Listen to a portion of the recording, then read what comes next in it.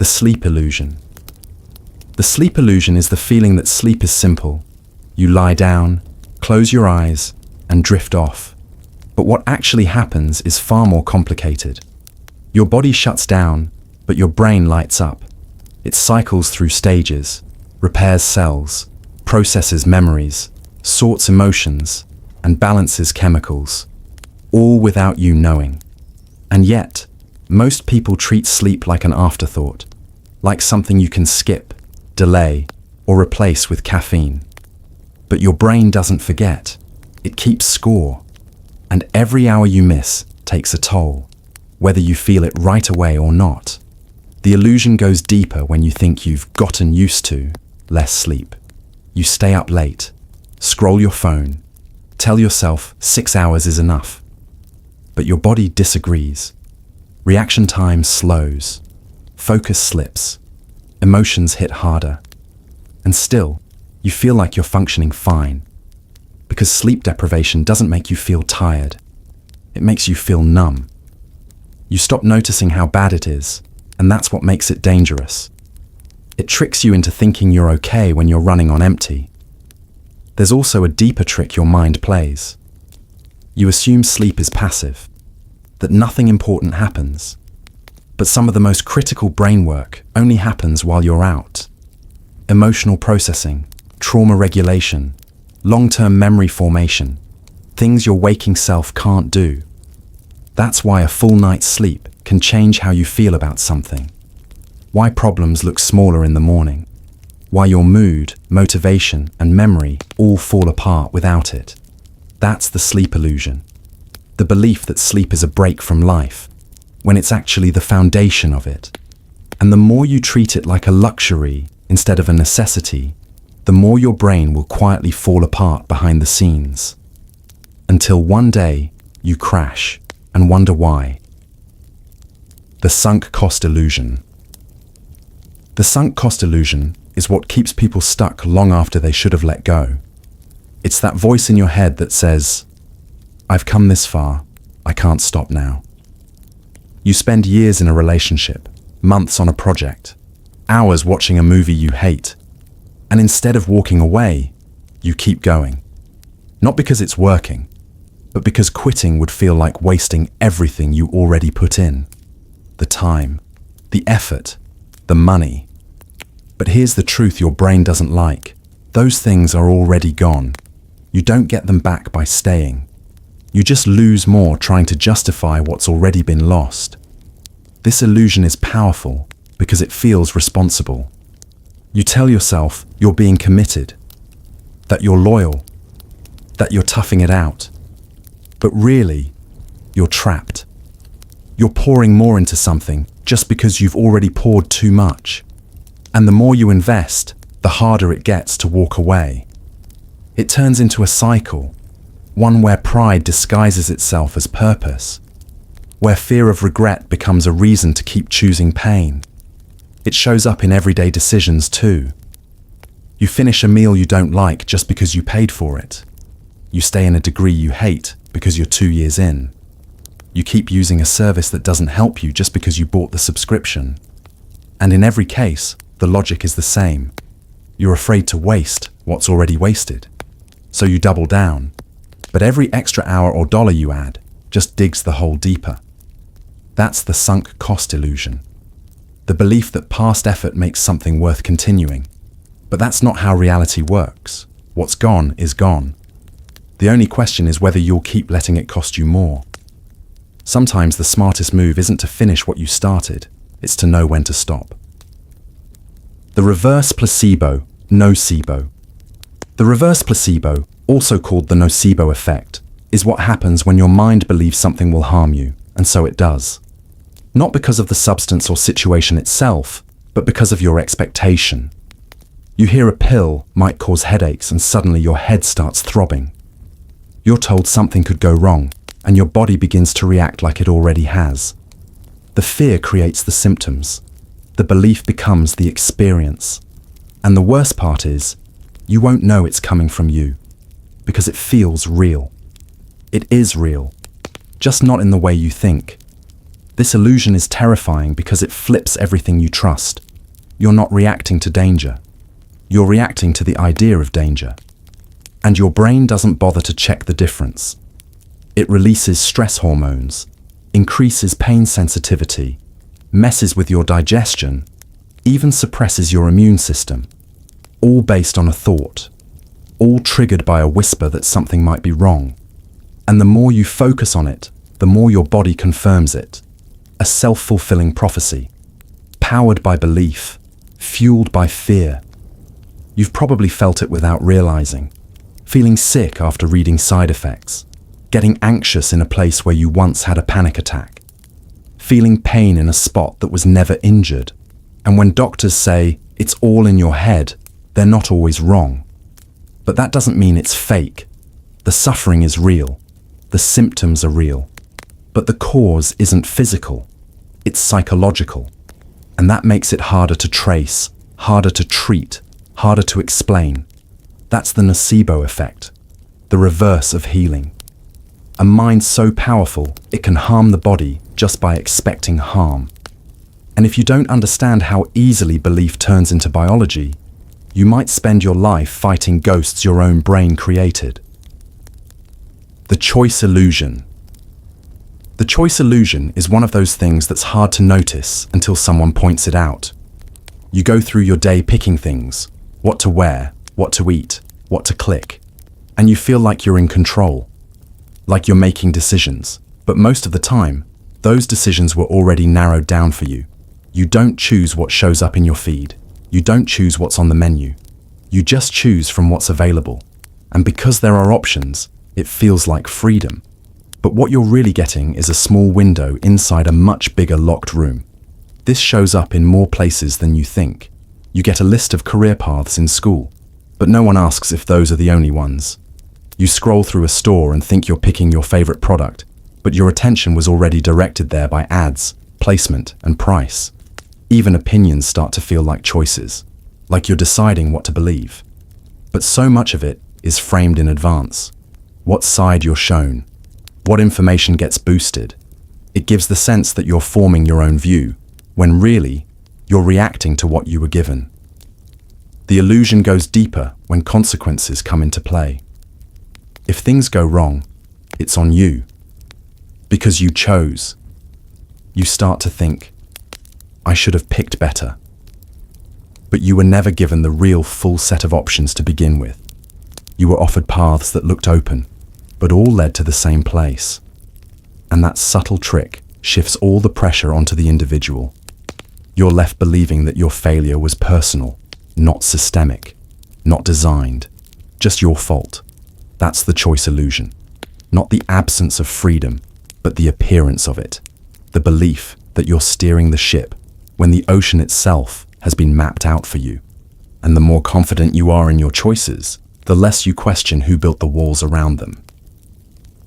The illusion of explanatory depth.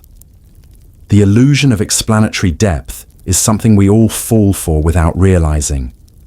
It's the feeling that you understand how something works until you're asked to explain it. You think you get it. You nod along. You feel confident. But the moment you try to break it down, you freeze. Suddenly, the details blur. The logic falls apart. And you realize you don't actually know as much as you thought. It's not stupidity. It's just how the brain protects itself, by filling in gaps, by assuming knowledge exists just because it feels familiar. It happens with everyday things. How does a toilet flush? How does a zipper work? What exactly makes a plane stay in the air? You've used them your whole life. You could point to them, recognize them, trust them. But explaining them is something else entirely. And when you try, there's a strange discomfort that creeps in, a quiet embarrassment, because you thought you understood. And now you don't even know where to start. That gap between confidence and clarity is where the illusion lives.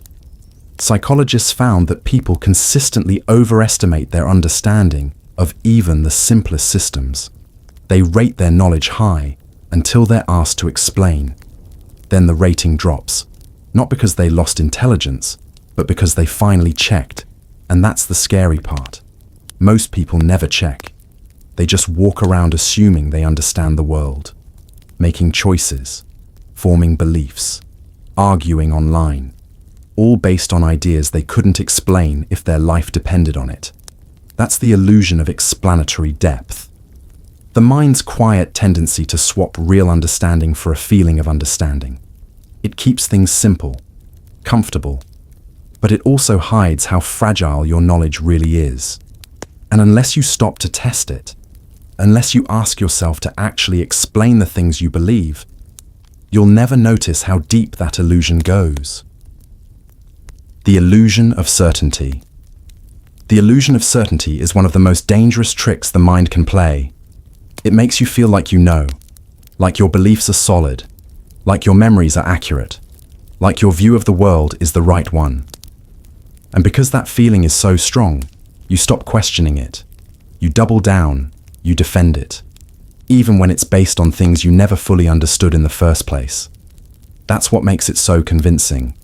It doesn't feel like an opinion. It feels like fact. And once something feels like fact, it's almost impossible to see it any other way. This shows up in small moments. You remember a conversation exactly one way, but the other person swears it went differently. You feel certain someone had a bad motive, but later find out they didn't. You believe an event happened when you were a kid, but there's no proof it ever did. Your brain fills in blanks without asking you. It patches over cracks in your knowledge and memory with pure confidence. And most of the time, you never notice, because you trust the feeling of certainty more than the facts beneath it. That illusion makes people argue harder, not smarter. It makes them ignore evidence, dismiss others, feel insulted when they're challenged, not because they're bad people, but because they truly believe they're right. Certainty feels like safety, like control, like clarity in a chaotic world. So the moment it's threatened, the brain pushes back. It resists doubt. It treats uncertainty like danger, even if the truth is sitting right in front of you. That's the illusion of certainty. The belief that knowing feels a certain way, and that feeling means you're right. But real truth doesn't always feel like that. It's messier, slower, sometimes uncomfortable.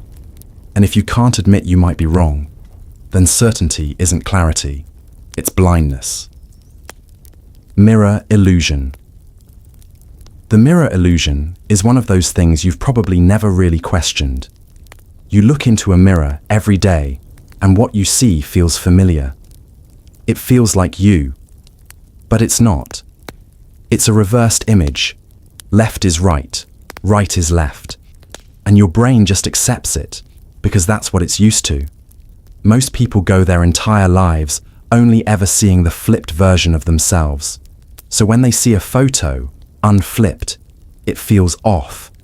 Not because the photo is wrong, but because the mirror trained your brain to expect something else. It's unsettling when you realize it, but technically, you don't actually know what you look like. Not in the way others see you. You've only ever known your reflection, never your true face. You're familiar with a version of yourself that no one else ever sees. That also means the face everyone else knows, the one people fall in love with or avoid, is a face you've never even met. And that disconnect creates something subtle but real. A fractured sense of self. One version in your head, another in the world. This goes deeper than just reflections. It shows up in how we mirror people emotionally too. Someone talks to you with stress in their voice, and you respond with your own. Not because you mean to, just instinct. Someone says something sharp, and you shoot something back without thinking. That's the mirror. We reflect what we're given without asking if it's helpful. Think about conversations.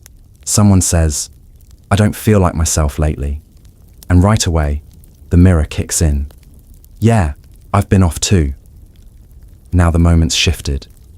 The focus went from them to you. But if you paused and asked, "What's been going on?" everything changes. That small shift shows you're not just bouncing their words back. You're holding space. You're listening without needing to be the center. The mirror illusion is powerful because it hides in plain sight. You think you're being present, but you're really just reflecting. You think you're seeing yourself clearly, but you've never truly seen your real face. Understanding the illusion isn't about avoiding mirrors. It's about knowing when to stop copying and start connecting. The rubber hand illusion. The rubber hand illusion shows just how easily your brain can be tricked into thinking something fake is part of you.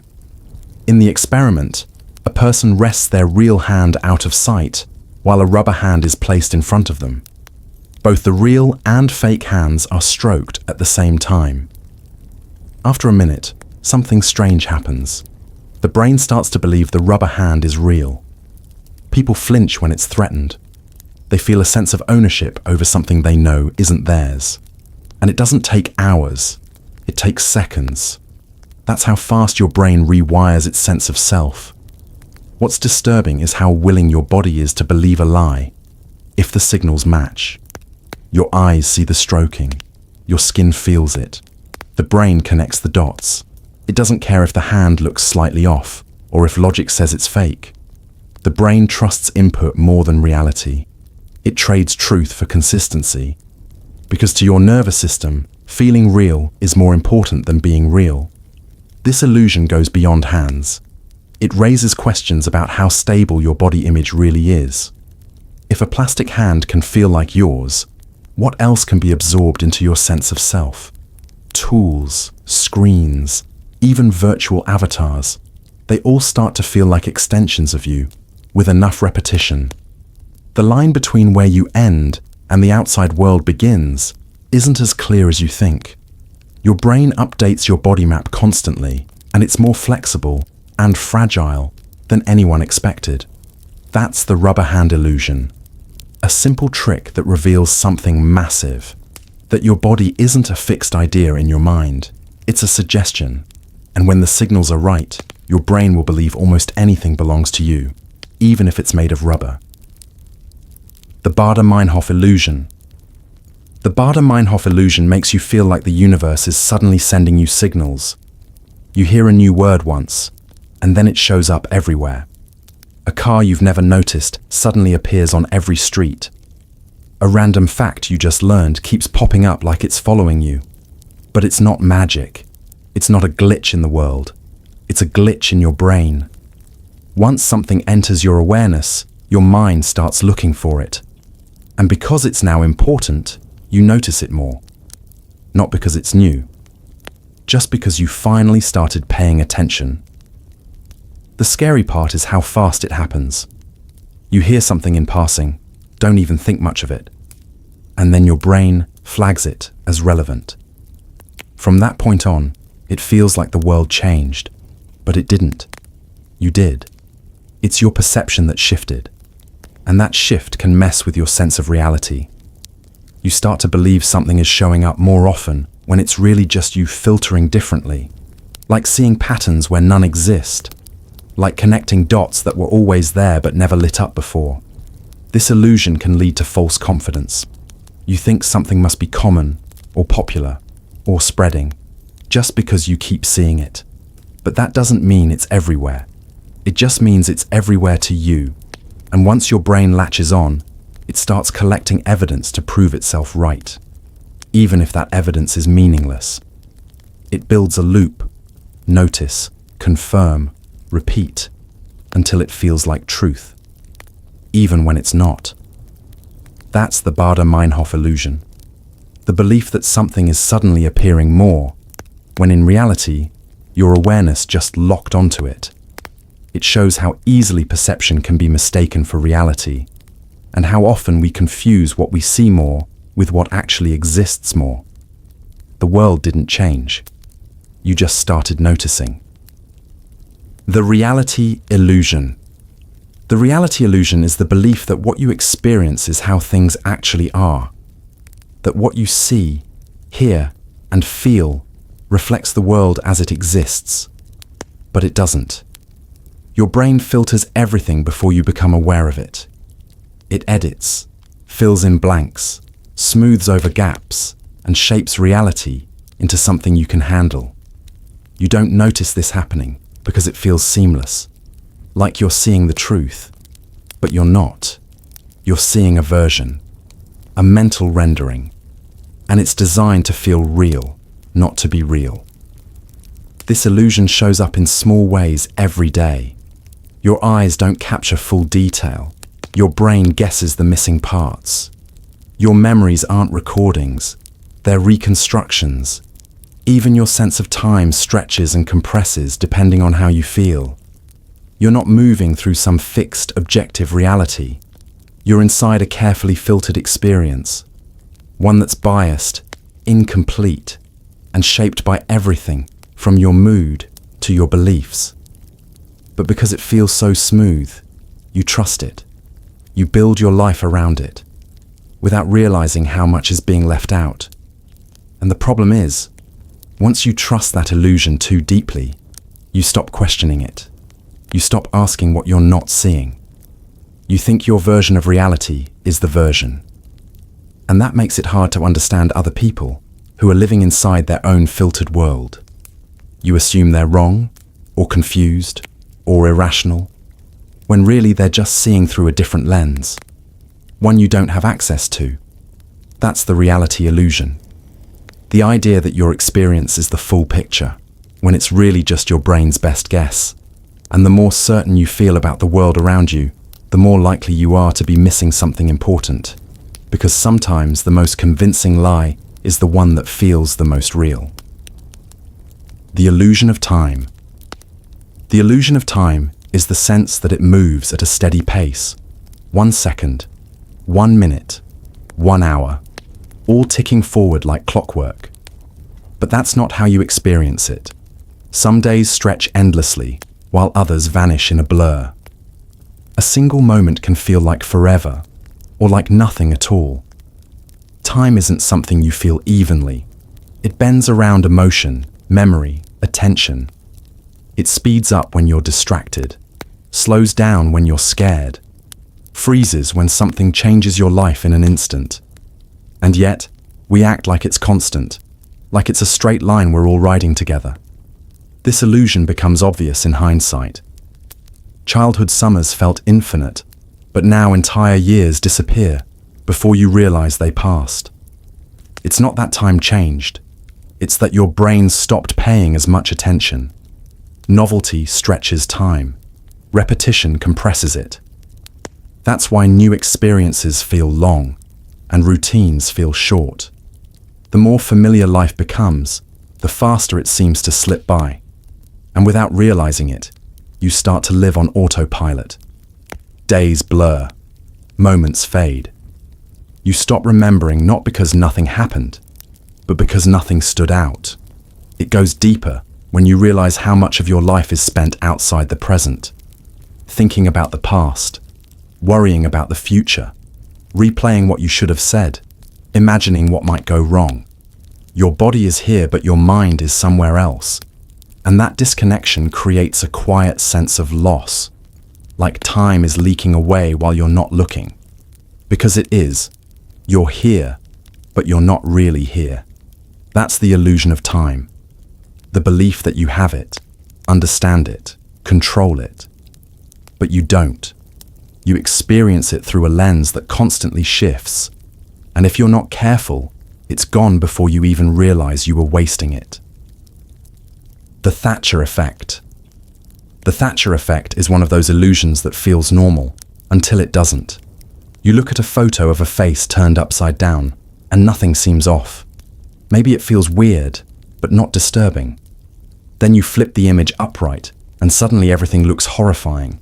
The eyes and mouth were upside down the whole time, but your brain didn't notice. That's the trick. When a face is inverted, your brain's normal face processing system turns off. It stops analyzing expressions, structure, and symmetry the way it usually does. So you miss obvious distortions. You see it, but you don't see it. This illusion works because the human brain is wired to recognize faces instantly. It's one of the first things babies learn. It's automatic.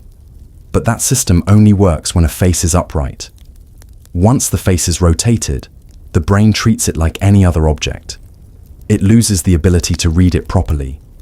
So even extreme changes, like flipped eyes or a twisted smile, go unnoticed until it's flipped back. And then the horror sets in, because what looked normal now looks wrong in a way that's hard to explain. The Thatcher Effect reveals something deeper about perception. You trust your brain to give you an accurate picture of the world, but sometimes it simply skips over important details. Not out of laziness, but because it thinks those details don't matter in the moment. It prioritizes speed and efficiency over accuracy. And that means what you see might not be real. It might just be what your brain thinks is enough. That's the Thatcher Effect. The illusion that your perception is complete, even when it's missing something obvious. It's a reminder that your brain is constantly editing your reality, and sometimes what you don't notice says more than what you do. The infinite scroll illusion. The infinite scroll illusion makes you believe you're choosing to keep going. You open your phone for a minute, and an hour disappears. You say, just one more post, but there's no end to reach. The feed keeps loading. More content appears. And because there's no stopping point, you never feel done. Your brain stays in limbo, stuck between curiosity and completion. It feels harmless in the moment. Just a little more. Just a few seconds. But those seconds stack up. And slowly, your attention gets eaten alive without you noticing. This illusion works because it taps into a glitch in your brain's reward system. Every new post gives you a small hit of novelty, something different, something unexpected. And that unpredictability is addictive. It keeps you scrolling, waiting for the next thing that feels interesting. Your brain rewards the search, not the result. So you stay locked in, chasing a feeling instead of a goal. And since there's no clear finish line, there's no natural point to stop. You just keep going, even when you're tired, bored, or anxious. Over time, it reshapes how you think. Short bursts of information replace deep focus. Boredom becomes unbearable. Silence feels uncomfortable.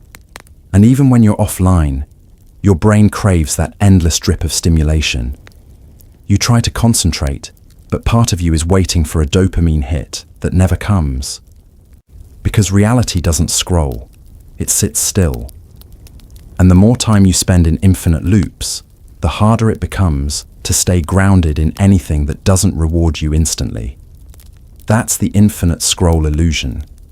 The belief that you're in control, while something invisible pulls the strings. It doesn't trap you all at once. It drains you one swipe at a time. And by the time you realize what you lost, you've already given away hours you can't get back. The now illusion.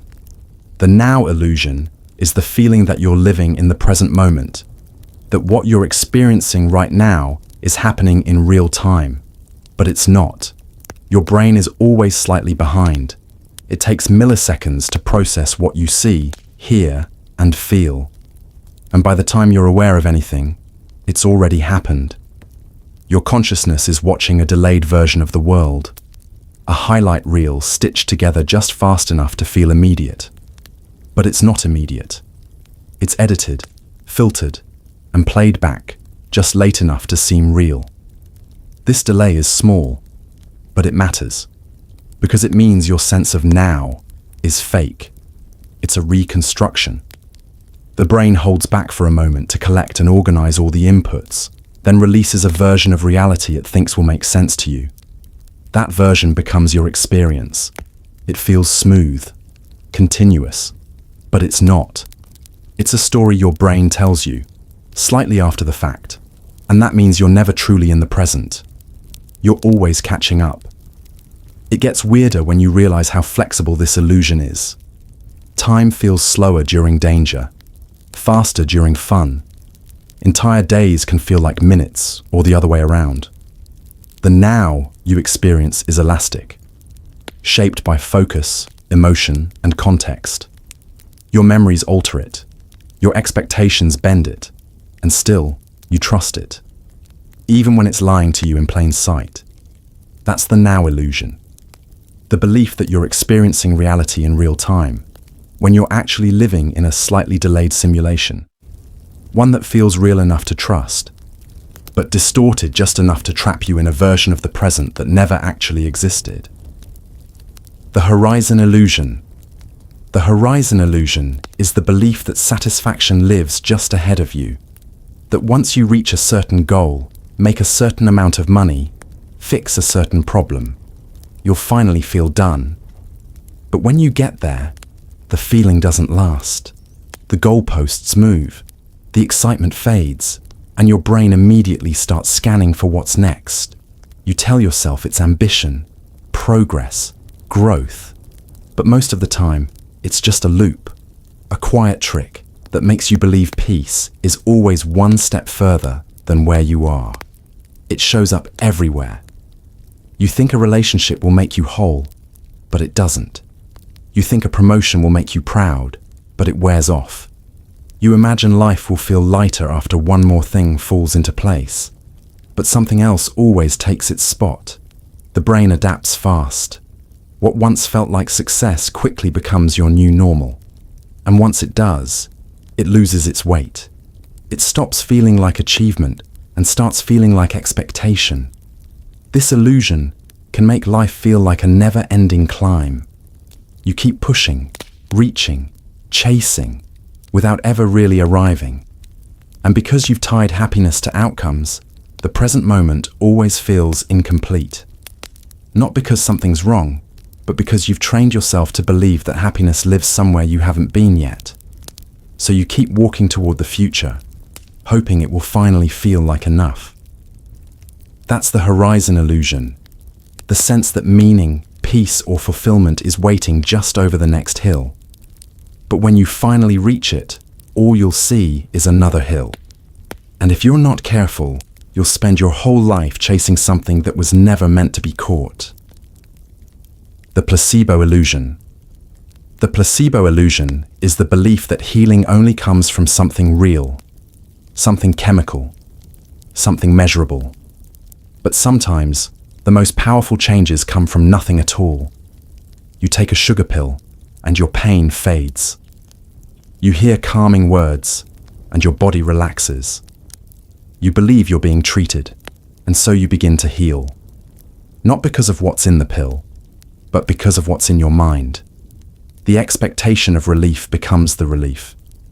The belief itself changes your biology, and that's what makes it so unsettling. This illusion reveals how blurred the line is between body and mind. Your brain isn't just reacting, it's creating.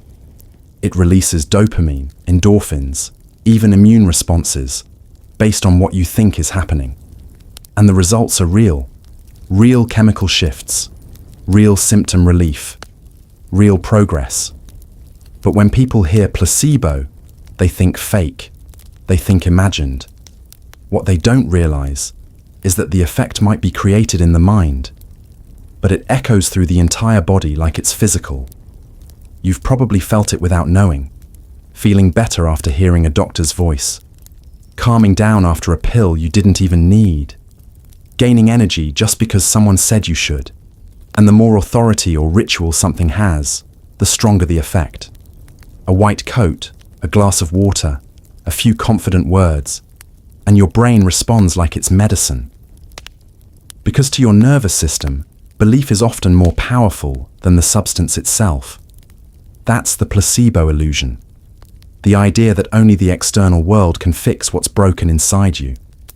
When in reality, belief alone can start the healing process. Not always, not perfectly, but enough to prove that the mind isn't just observing the body, it's shaping it.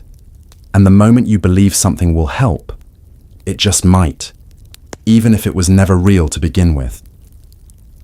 The Phantom Vibration Illusion. The Phantom Vibration Illusion is the strange sensation that your phone just buzzed, when it didn't. You reach for your pocket, certain you felt it vibrate. But when you check, there's nothing there. No call, no message, just silence. It feels so real that for a second, you question reality. Did I imagine that? Is something wrong with my phone? But what's really happening is a glitch between your brain and your body. a false alarm triggered by habit, by expectation, by the constant pressure of staying connected. This illusion comes from overexposure. You check your phone hundreds of times a day. You wait for replies, notifications, updates, anything that makes you feel plugged in. And eventually, your nervous system gets jumpy. It starts firing signals even when there's nothing there. A twitch in your leg becomes a buzz. A wrinkle in your clothes feels like a message. Your brain mistakes random sensations for something meaningful, because it's trained to expect the vibration, and it would rather give you a false signal than miss something important. It's not just about the phone. It's about dependence. The feeling that you're never fully disconnected. That even in silence, your brain stays alert, scanning for contact. Phantom vibrations are a symptom of something deeper, a kind of low-level anxiety that hums beneath modern life. The need to stay reachable, to not miss out, to not fall behind. And the more attached you become, the more your body starts mimicking the very signals you're addicted to. That's the phantom vibration illusion. The belief that your body is telling you something real, when it's actually echoing your own hyper-awareness.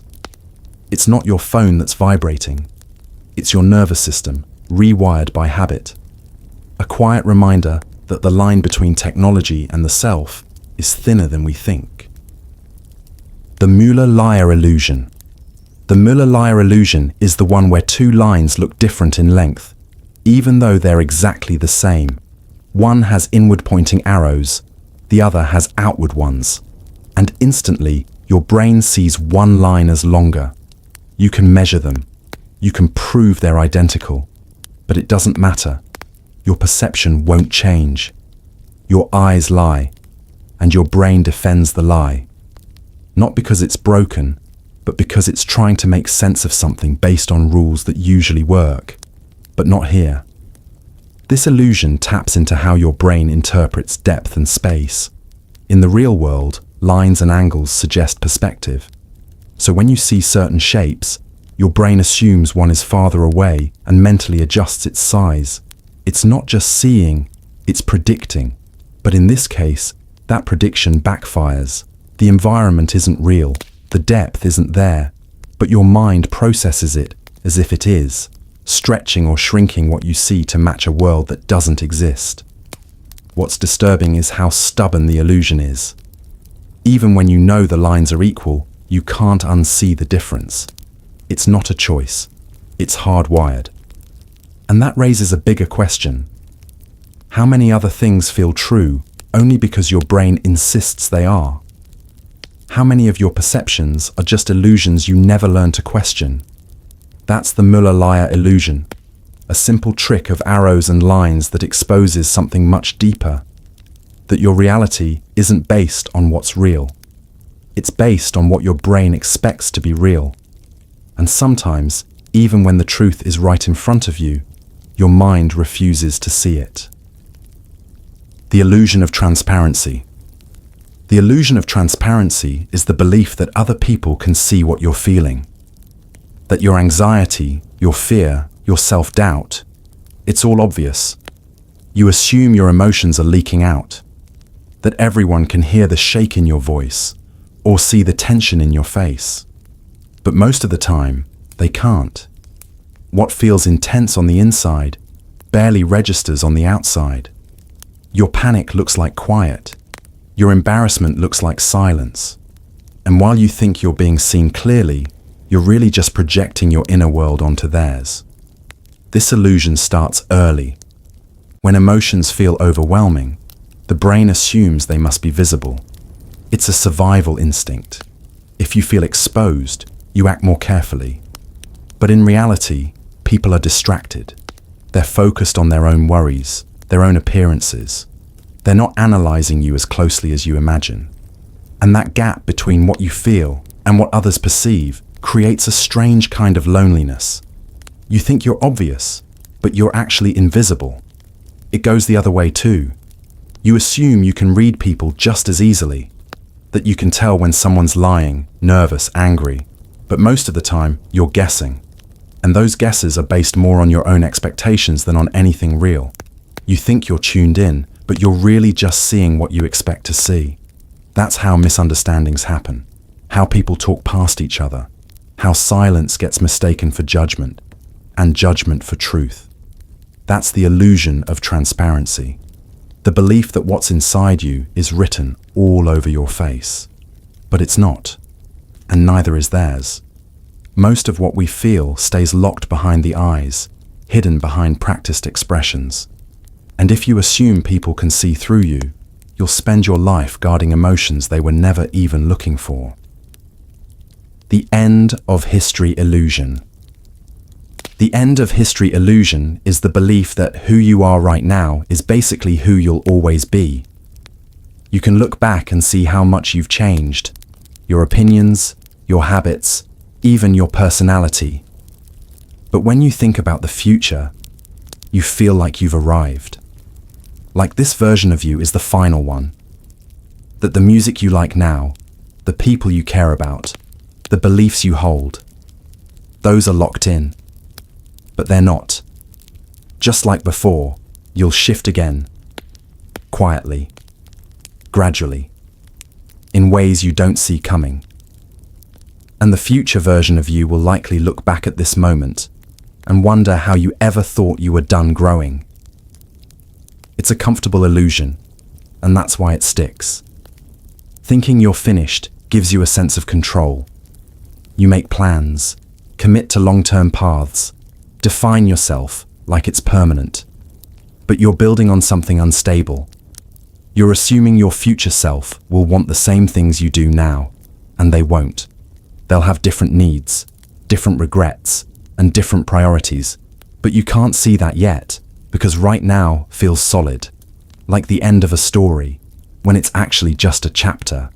This illusion can lead to subtle mistakes. You hold on to relationships that no longer fit. You make decisions based on a version of yourself that's already fading. You underestimate how flexible your identity really is. And when change does come, you're surprised, confused, sometimes even scared. Not because something went wrong, but because you forgot it was supposed to happen. That's the end of history illusion. The belief that the person you are today is who you'll always be. But growth doesn't stop just because you think it should. And the truth is, there is no final version of you, only the one you haven't met yet. The spotlight effect. The spotlight effect is the belief that everyone is watching you, that people notice the stain on your shirt, the crack in your voice, the awkward thing you just said. You feel exposed, like a spotlight is fixed on you while the rest of the world watches. But in reality, most people don't see what you think they see. They're not focused on your flaws. They're focused on themselves, just like you are. And that's the trick. While you're stuck inside your own head, so is everyone else. This illusion comes from self-consciousness. You experience your actions so intensely that you assume others must be experiencing them too. But what feels huge to you barely registers to them. You stumble over a word and replay it for hours, but they forgot it 5 seconds after it happened. You wear something different and assume everyone noticed, but no one gave it a second thought. You live under the weight of imagined judgment, all while others are carrying their own. It doesn't just make you anxious, it holds you back. You avoid speaking up, trying new things, or standing out, all because of a fear that isn't real. You think everyone's watching, but no one is. Or if they are, they're not judging nearly as harshly as you are. Most people are too busy thinking about themselves to spend time analyzing you. And even if they do notice something, they move on. Just like you do when you notice someone else. That's the spotlight effect. The illusion that you're always being seen when you're mostly being overlooked. And while that might sound disappointing, it's actually freeing. Because the moment you stop assuming you're being watched, you can finally start living like you're not. The Dunning-Kruger Illusion. The Dunning-Kruger Illusion is the tendency for people with low ability to overestimate their skill. You learn a little about something, and suddenly you feel like you understand it completely. You speak with confidence, make bold claims, act like you figured it out. But what you don't see is how much you don't know. Because when you're new to something, your knowledge is too limited to recognize your own mistakes. And that's what makes it dangerous. The less you know, the more certain you feel, while the people who know more feel less sure. This illusion shows up everywhere. In arguments, where the loudest voice is often the least informed. In workplaces, where confidence is mistaken for competence. In online spaces, where someone reads one article and thinks they're an expert. It happens because the first layer of learning feels empowering. It gives you just enough understanding to feel in control, but not enough to see the full picture. And without that bigger view, you don't see the gaps. You only see your surface-level success. Meanwhile, the people who've spent years studying, training, learning, they're the ones who hesitate. They see the complexity, the nuance, the parts that still don't make sense, and that awareness creates humility, not because they know less, but because they know how much there is left to know. That's the curve. At the top is false confidence. At the bottom is quiet expertise.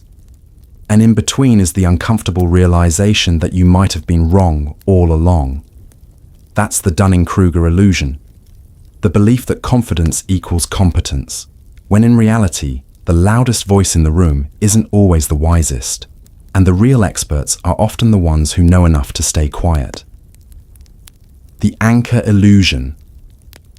The anchor illusion is the mind's tendency to cling to the first piece of information it gets, even if it's random, wrong, or irrelevant. You hear a number, see a price, read a headline, and without realizing it, your brain locks onto it.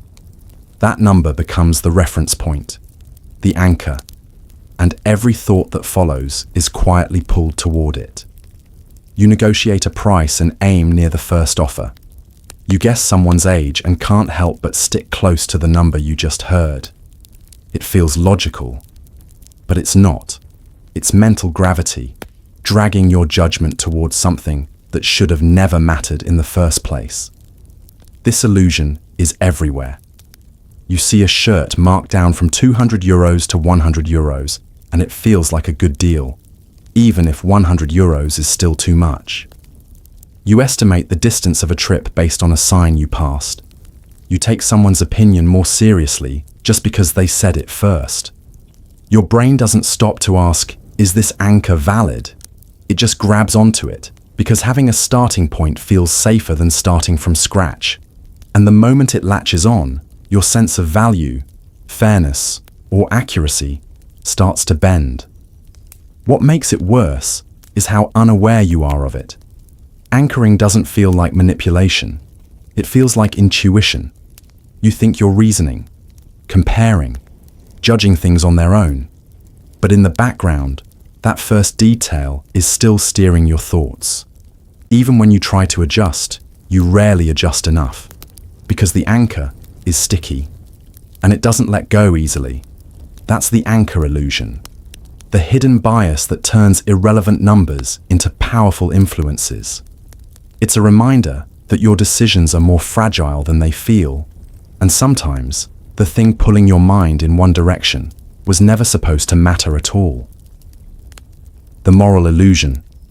The moral illusion is the belief that your sense of right and wrong is objective, that the values you hold feel true not just to you, but universally true. You think your instincts are grounded in reason, in fairness, in some deeper truth. But they're not. They're shaped by culture, upbringing, emotion, and timing. You're not born with a fixed moral compass. You build one without even realizing it. And because it feels so internal, so natural, you assume everyone else sees the world the same way.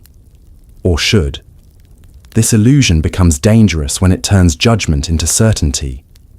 You see someone act differently, believe differently, live differently, and you assume they're wrong. Not just mistaken, but morally flawed. And because your moral code feels like fact, you don't question your reaction. But if you had been born somewhere else, raised by different people, told different stories. You might believe the exact opposite and feel just as sure about it. That's the trap. You confuse feeling morally right with being morally right. It shows up in politics, religion, social rules, everywhere humans draw lines between good and bad. And the stronger the emotion, the deeper the illusion. Righteous anger, moral outrage. They make you feel like you're standing on solid ground. But often, you're standing on assumptions, on gut reactions shaped by things you've never examined. And in that state, you don't try to understand, you try to win. That's the moral illusion. The belief that your values are universal truths, when they're actually personal truths dressed up as facts. And the moment you stop questioning them, they stop being moral and start being blind. The illusion of depth. The illusion of depth is the belief that something is meaningful just because it sounds complex. You hear big words, layered ideas, poetic language, and you assume it must be deep. It feels intellectual, sophisticated, profound. But a lot of the time it's not. It's just noise, dressed up to feel important.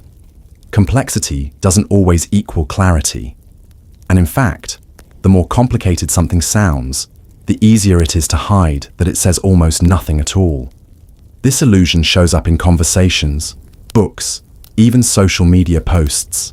Someone speaks with confidence, throws around jargon or quotes philosophers, and suddenly people nod along, even if they don't really understand. Because to question it would feel like admitting you missed something. Your brain fills in the blanks. It assumes there's depth, even when there isn't. And that assumption becomes the illusion. The belief that if something feels hard to understand, it must be brilliant. It's not always malicious. Sometimes people believe their own depth. They speak in circles, not because they're trying to confuse you, but because they've confused themselves. They mistake vagueness for wisdom, abstraction for insight. And over time, we all start to believe that the more complex something is, the more value it must hold. But real depth doesn't need to sound complicated. In fact, the deepest truths are often the simplest ones, spoken quietly, without trying to impress. That's the illusion of depth, the belief that difficulty equals importance. When in reality, some things only look deep because you're afraid to admit you don't see the bottom. And the moment you stop pretending, you might realize there was nothing there at all. The memory illusion. The memory illusion is the belief that your memories are accurate, that what you remember happening is what actually happened. But memory doesn't work like a video recording. It's not stored and played back. It's reconstructed, rewritten every time you recall it. And with each replay, the details shift. You fill in blanks, blend moments, add emotions that weren't there before. And the scariest part is, you don't notice. You still feel certain, even when your memory is wrong. It shows up in small moments. You swear someone said something they never did. You're convinced a childhood event happened a certain way, but your family remembers it differently. You misplace an object and create a whole false story about where you left it. And when someone challenges your version, it feels personal, because your identity is tied to your memories. They shape how you see yourself. But when the memory bends, your story bends with it. And now, you're defending something that may have never even happened. Psychologists have shown how easily memory can be manipulated. Just a suggestion, a leading question, or a repeated idea can plant entire false memories. And once they're in, they feel just as real as the truth. Your brain doesn't tag them as fake. It treats them like evidence. And that's what makes the illusion so dangerous. You trust it. You act on it. You believe it's the one thing no one can take from you. That's the memory illusion, the belief that your past is fixed and reliable when it's really just your brain's best guess. And the more you trust every detail, the more blind you become to how much you've already rewritten. The continuity illusion. The continuity illusion is the belief that your life has been one smooth, continuous story, that who you were, who you are, and who you'll become all follow a single, consistent thread. It feels that way because your brain fills in the gaps. It smooths over the broken parts, the years you barely remember, the moments you contradicted yourself, the versions of you that no longer exist. You forget how many times you've changed, so it feels like you've always been this person. But you haven't. You've been dozens of different selves, stitched together by memory and narrative. This illusion gives you comfort. It makes your identity feel solid, like your decisions are part of some bigger plan. But in reality, your story is more fragmented than you think. You've changed beliefs you used to fight for, outgrown people you thought you'd always need, made choices your past self would never understand. And yet, you still call it growth instead of contradiction, because the illusion says it's all part of the same line. One life, one story, one you. It shows up when you look back and rewrite your motives, when you justify mistakes by saying they led you here, when you ignore the parts of your past that don't match your present. It's not lying, it's your brain protecting coherence, because without it, your identity feels fragile, and the idea that you're constantly changing, that there is no fixed you, can be terrifying. So your mind chooses a cleaner story, one that makes sense, even if it's not entirely true. That's the continuity illusion, the feeling that your life has been one long, stable thread, when really, it's been knots, breaks, and rewrites. And the more you cling to that smooth narrative, the harder it becomes to see how much of you has already disappeared. The self-serving illusion. The self-serving illusion is the quiet bias that makes you see yourself in a better light than reality deserves. When something goes right, you take the credit. It was your hard work, your talent, your choices. But when something goes wrong, the blame shifts. It was bad luck, someone else's fault, unfair circumstances. You protect your self-image by bending the story, not out loud, but in your own head. You're not lying. You genuinely believe it, because your brain isn't wired for honesty. It's wired for self-preservation. This illusion shows up in subtle ways. You remember your successes more vividly than your failures. You notice when others mess up, but overlook your own mistakes. You compare yourself to people doing worse, not better. And you judge your intentions, but judge others by their actions. It makes you feel more competent than you are, more moral, more right. And because it happens silently, you rarely question it. The danger is that it stops you from growing. If everything bad is someone else's fault, you never take responsibility. If every success proves you're better than others, you stop learning. The illusion keeps your ego safe, but at a cost. It shields you from discomfort, but also from self-awareness. And without that, you can't evolve. You just keep reinforcing the same story, no matter how far it drifts from the truth. That's the self-serving illusion. The belief that you see yourself clearly, when really you're seeing a version carefully edited to protect your pride. And until you admit that, even to yourself, you'll keep mistaking comfort for truth. The halo illusion. The halo illusion is the tendency to let one good trait overshadow everything else. Someone's attractive, so you assume they're smart. They're confident, so you think they must be kind. They're successful, so you trust their opinion, even when they're outside their expertise. Your brain takes one positive impression and spreads it around like a spotlight, lighting up qualities that might not even be there. It saves time. It feels right, but it's usually wrong. And once the halo's in place, it's hard to see anything else. This illusion happens fast. First impressions stick. A strong handshake, a nice smile, a calm tone, and suddenly you're filling in the blanks. You don't stop to ask if those traits are connected. You just assume they are, and then you defend that image. Even when evidence starts to crack through, you hold on to the glow. Because to admit you were wrong about someone means questioning your judgment. And that feels worse than believing a lie. It works in reverse too. the horn effect. One flaw makes you blind to everything good. You hear they were late once, and now you think they're unreliable. You hear a rumor, and suddenly their smile looks fake. Just like the halo, the negative spreads. Not because of who they are, but because of how your brain simplifies people into stories, into types, into easy boxes that don't require second thought. That's the halo illusion. The belief that one bright spot means everything else must shine. But people aren't that simple. And the moment you stop questioning the glow, you stop seeing the truth. The body ownership illusion.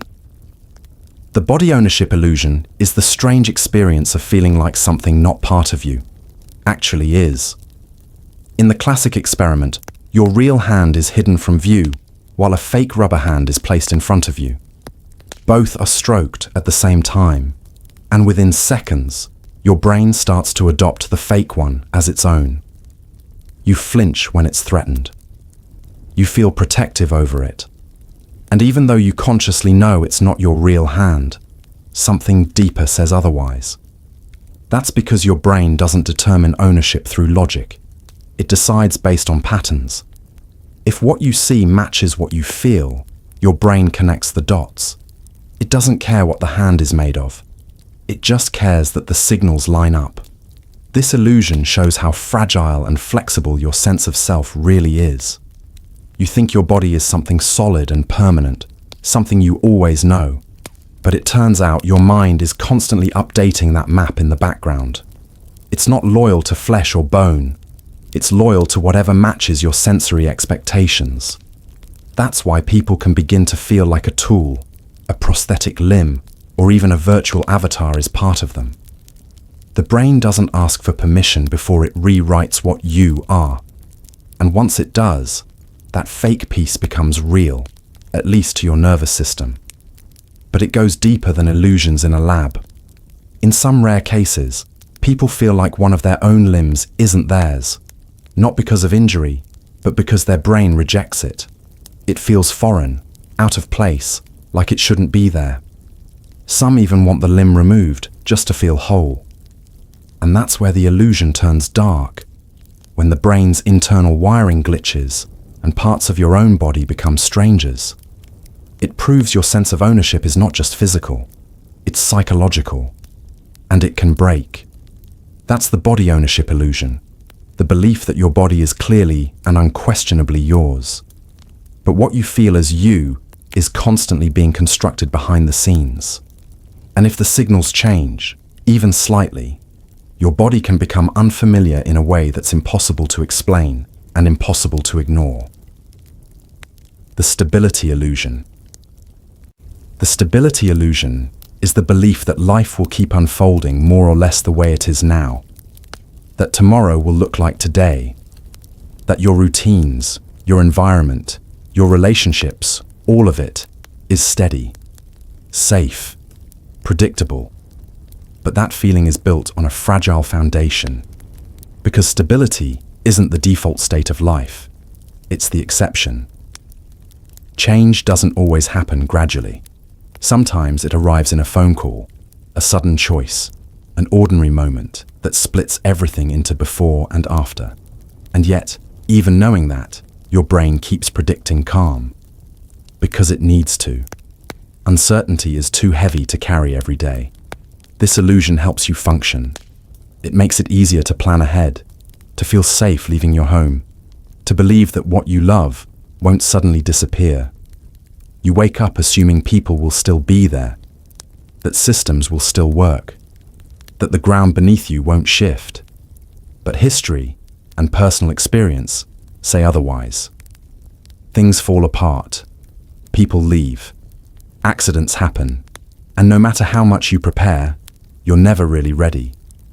Not because you're naive, but because your mind edits out the chaos in order to help you survive. The danger is in mistaking that calm for control. When things are going well, it's easy to forget how quickly they can turn. And when they do, you feel blindsided, as if reality broke some silent rule. But it didn't. It just reminded you that nothing is promised, that stability is often a pause between storms, not the absence of them. And if you spend your life assuming solid ground, the fall hits even harder when it cracks. That's the stability illusion, the quiet lie that says life will stay the way it is. But deep down, you know better. The world is always moving, always shifting, whether you notice or not. And the more you depend on things staying the same, the less prepared you are when they don't. The Familiarity Illusion. The Familiarity Illusion is the feeling that something is safe, true, or trustworthy just because you've seen it before. A face you recognize feels more honest. A statement you've heard a few times starts to sound more correct. A logo you've seen enough times becomes a brand you trust. It doesn't matter if it's accurate or good or even real. Your brain equates repetition with truth. Familiarity feels like comfort, and comfort feels like safety. But all it really means is that your brain has processed it before, and processing it again takes less effort. This illusion works because the mind is lazy in a way that protects you. It wants to spend less energy on what it already knows, so it makes you feel drawn to things that feel familiar, even if they're harmful, even if they're wrong. That's why you fall into the same habits, return to the same types of people, trust the same sources, not because they've earned it, but because your brain mistakes recognition for reliability. And it doesn't alert you when that shortcut goes wrong. It shows up in big ways too. People believe misinformation just because they've seen it more than once. A lie repeated often enough starts to feel like a fact. You don't realize it's happening because the brain doesn't announce that it's lowering your defenses. It just does. And once that trust is in place, it's hard to shake.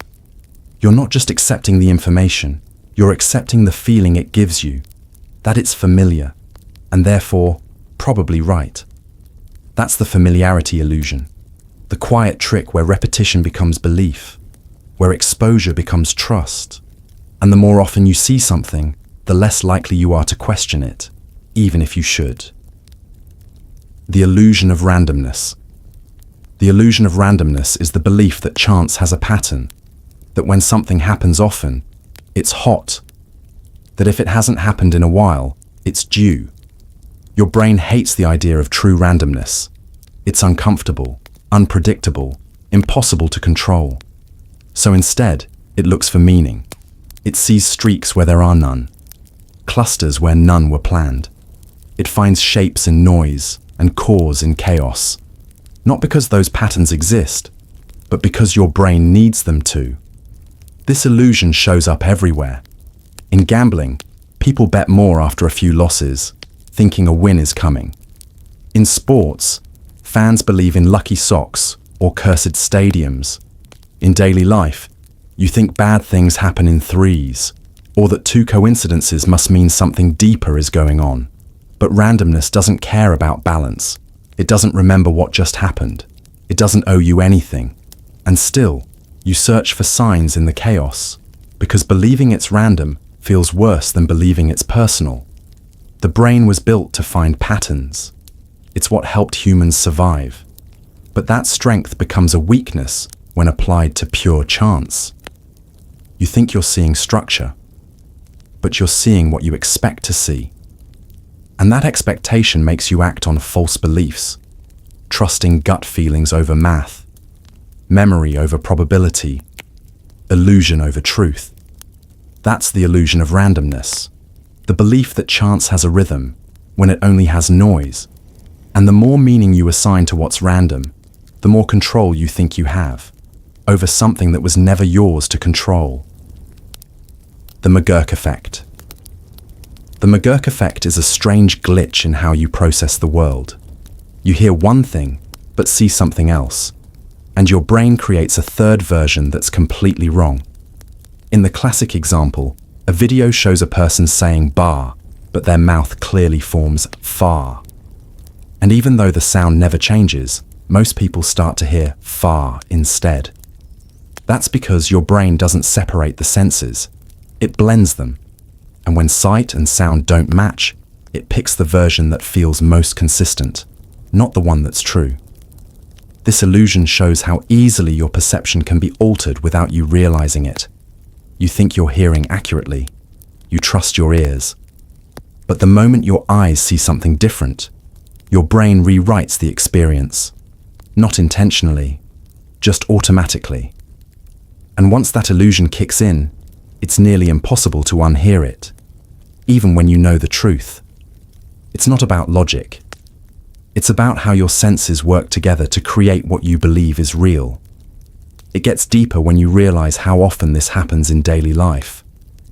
You rely on context to hear people in noisy rooms. You read lips without knowing it. You fill in missing sounds during bad audio. Your brain doesn't wait for perfect information. It guesses.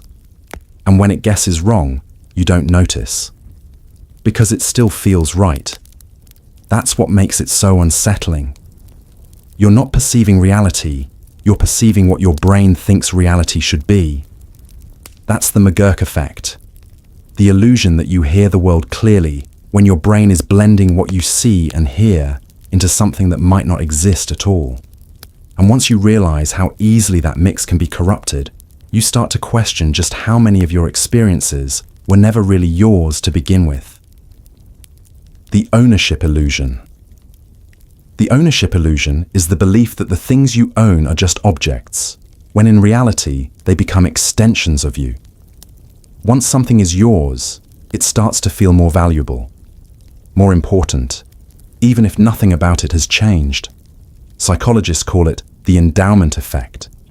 You assign meaning to things not because of what they are, but because of what they represent. A shirt, a car, a piece of land. Once you own it, you feel differently about it. You defend it. You feel loss more deeply if it's taken, because it's no longer just a thing. It's part of you. This illusion works silently. You buy something cheap, but it becomes priceless once it's yours.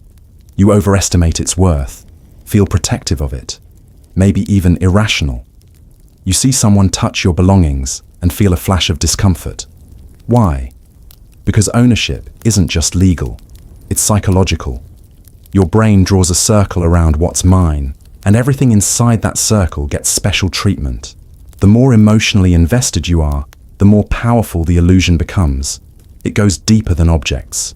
You do this with ideas, opinions, beliefs. The moment you claim them as yours, it becomes harder to let them go. Someone questions your viewpoint, and it feels like they're questioning you.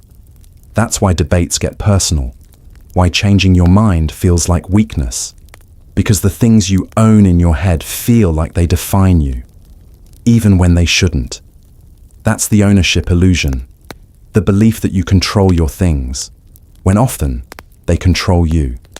Because once something becomes yours, your mind stops treating it like an object and starts treating it like identity. The observer illusion. The observer illusion is the belief that you see things as they are, when really, you see them as you are. You move through life thinking you're a neutral witness, that your opinions are based on facts, that your perspective is objective, but your brain filters everything before it reaches you. It edits what you notice, frames how you interpret it, colors it with emotion, memory, expectation, and by the time it feels like truth, it's already been shaped by you. This illusion is quiet, but constant. Two people witness the same event and walk away with completely different stories. Not because one is lying, but because each saw something the other couldn't. Your beliefs guide what you notice. Your past shapes what you fear. Even your mood can distort what feels real. But instead of recognizing the lens, you trust the image. You think you're seeing clearly, when you're really seeing through layers of yourself. It becomes dangerous when you start believing your perception is the standard, that your way of seeing is the right way.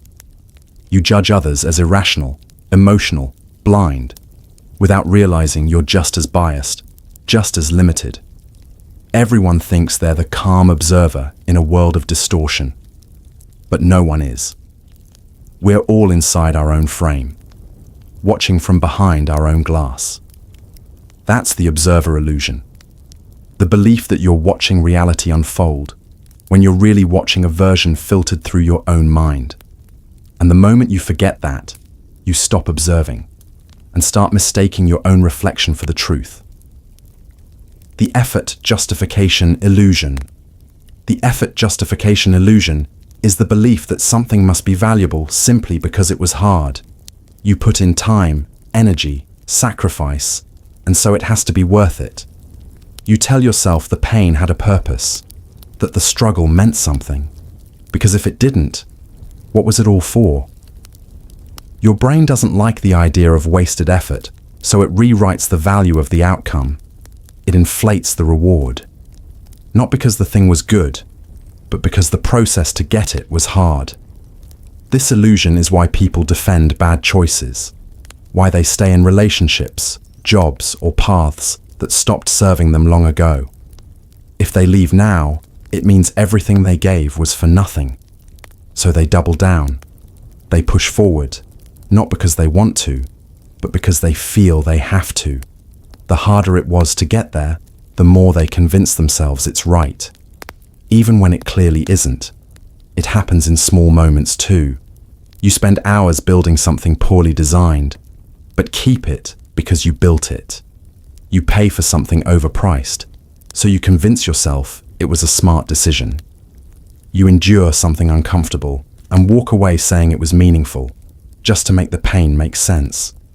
And slowly, you start mistaking effort for value, as if struggle automatically creates worth. That's the effort justification illusion, the idea that difficulty equals meaning.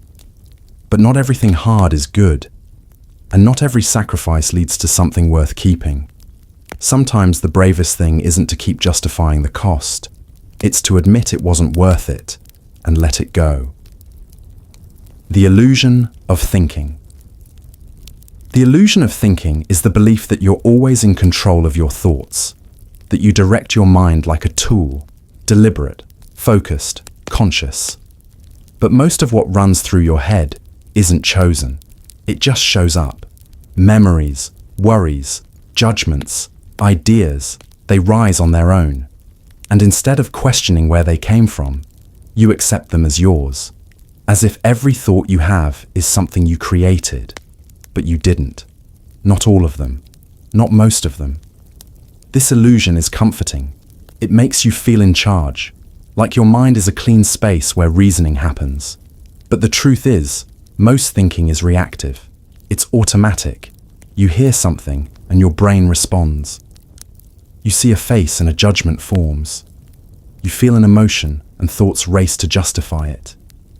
Your mind doesn't wait for permission. It runs on habit, memory, environment, and you just try to keep up.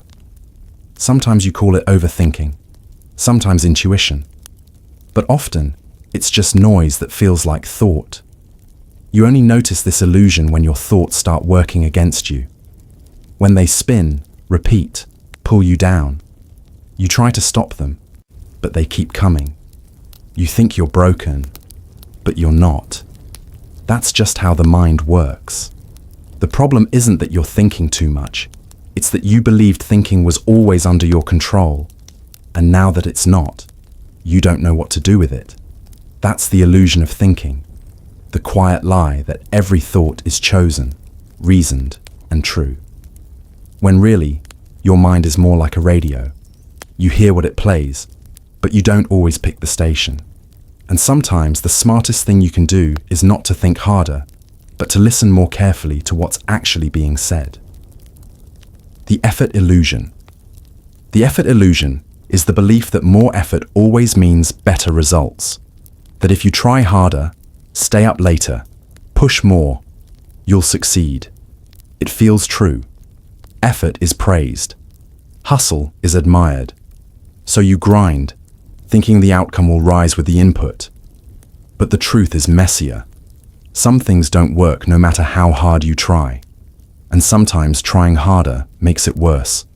It clouds judgment, breeds desperation, makes you cling to what's failing just to justify how much you gave. Because the more effort you put in, the harder it gets to walk away. This illusion hits hardest when you don't see results. You blame yourself. You think, maybe I didn't try enough. So you double down. You push through burnout. You stop listening to the signs. You forget that rest is part of growth and strategy matters more than struggle. But when you're inside the illusion, effort becomes a trap. It turns suffering into a badge. And quitting, even when it's smart, feels like weakness. Because you've linked your worth to how much you can endure. It shows up in relationships, goals, even personal healing. You keep fighting for something broken just because you fought for it yesterday. You force growth in places where you should be letting go. And the worst part is, you convince yourself that quitting means you didn't care enough, when sometimes it means you finally do. The illusion whispers that more is always the answer. But sometimes, more is just noise. That's the effort illusion. The belief that pushing harder always moves you forward. But energy without direction can keep you stuck. And if you don't stop to ask whether the effort still makes sense, you might just wear yourself down chasing something that was never meant to be caught. The effortless experience illusion. The effortless experience illusion is the belief that things that feel easy must be simple underneath. You scroll through an app that just works, hear someone explain something clearly, watch an athlete move like gravity forgot them, and you assume it's natural. That simplicity means simplicity of design. That clarity means lack of complexity. But what you're seeing is the end result, the final layer, the polished surface hiding years of grind, failure, and invisible detail. And because it flows so smoothly, your brain forgets to ask what it took to get there. This illusion is what makes mastery look deceptive. A good design makes you forget how messy the process was. A great performance makes you miss the repetition it was built on. And a calm speaker hides the storm it took to find those words. You assume it's talent, luck, a gift. But most of the time, it's practice so deep it became invisible. And the better someone is, the less you notice the work that made it happen. Because true mastery isn't loud, it's quiet. It affects how you judge yourself too. You try something once, and it feels hard, so you assume you're bad at it. You compare your messy beginning to someone else's clean delivery. You think, they make it look easy, so I must not be built for this. But that feeling isn't truth. It's exposure. You're not seeing the late nights, the rewrites, the breakdowns. You're just seeing the outcome. And comparing it to your process will always make you feel behind. That's the effortless experience illusion. The belief that ease equals simplicity, when it often hides the most complexity of all. And the more polished something looks, the harder it is to see the mountain of effort buried just beneath the surface. The Stillness Illusion. The Stillness Illusion is the belief that when things appear calm, nothing is happening.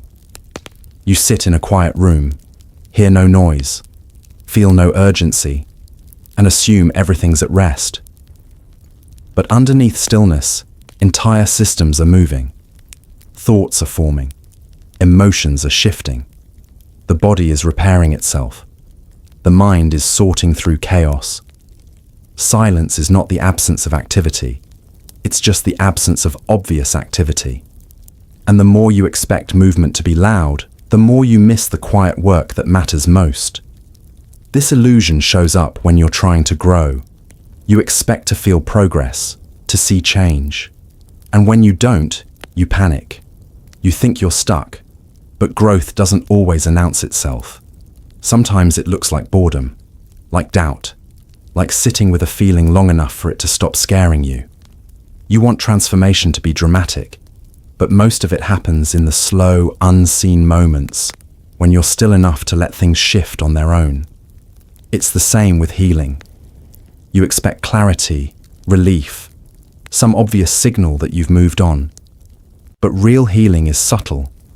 It hides in the way you respond, the way you breathe, the way you stop explaining your pain to people who never understood it. And unless you're paying attention, you'll mistake that quiet for nothing. you'll assume the process isn't working just because it isn't loud. That's the stillness illusion, the belief that if you're not moving, you're not changing. But stillness isn't stagnation. It's where all the invisible work happens. And the fact that you can't feel it doesn't mean it isn't real. It means you're finally quiet enough to let something deeper begin. The forgotten thought illusion. The forgotten thought illusion is the belief that if something was truly important, you'd remember it. That thoughts, ideas, flashes of insight, if they mattered, they'd stay. But they don't. Some of the deepest realizations you've ever had vanished before you could even write them down. A sentence that explained everything. A connection that felt life-changing. A moment of clarity you swore you'd never lose. Gone in seconds. Not because it wasn't real, but because your brain lets go faster than you think. This illusion gives you false confidence. You think memory is reliable, that if something really clicked, you'd hold on to it. But thoughts are fragile. They rise fast and leave quietly. One distraction, one glance at your phone, one shift in focus, and it's gone. You try to trace it back, replay the moment, but it slips further the harder you chase it. And you're left with the strange feeling that something important just disappeared, and you'll never know what it was. It happens more often than you realize. In the shower, on walks, right before sleep. Your mind offers you a gift, a solution, a phrase, an idea, and you assume it'll still be there later. But it won't. Your brain doesn't prioritize importance. It prioritizes repetition, emotion, relevance to survival. And unless you catch the thought, write it, speak it, act on it, it fades. Not because it was weak, but because it wasn't captured. That's the forgotten thought illusion. The belief that what matters will stick, when most of what could have changed you disappears before it even has the chance. And unless you treat your thoughts like visitors, heard, held, and written before they vanish, you'll lose things that might have saved you. The looping moment illusion.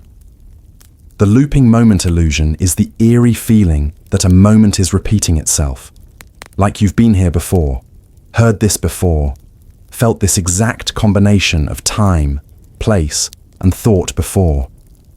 It's not déjà vu exactly. It's slower, stranger. You're fully aware it's happening now, but something in the background whispers that it's already happened. And for a second, the timeline bends. You look around and feel trapped inside a loop.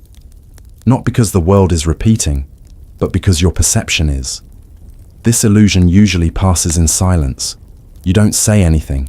You just blink and try to brush it off. But it lingers. You wonder if time just stuttered, if your brain lagged, if you slipped into a crack in the present and landed in a copy of a moment you've already lived. You know it doesn't make sense, but it feels real. Your body reacts like it's stuck, like something didn't reset properly. And the strangest part is, you can't prove it didn't happen before. What causes it is still unclear. It could be a glitch in memory, a tiny misfire in timing, or maybe just the mind echoing patterns so familiar they feel recycled. But in that moment, logic doesn't matter. You're not experiencing the event. You're experiencing a glitch in experience itself. The present turns in on itself, and when it finally lets go, you feel disoriented, like you fell out of something invisible. That's the looping moment illusion, the unsettling sense that the moment you're living is folding back into itself. Not once, not twice, but again and again. And even when it's over, you wonder how many times you've already lived it without knowing. The belief paradox illusion.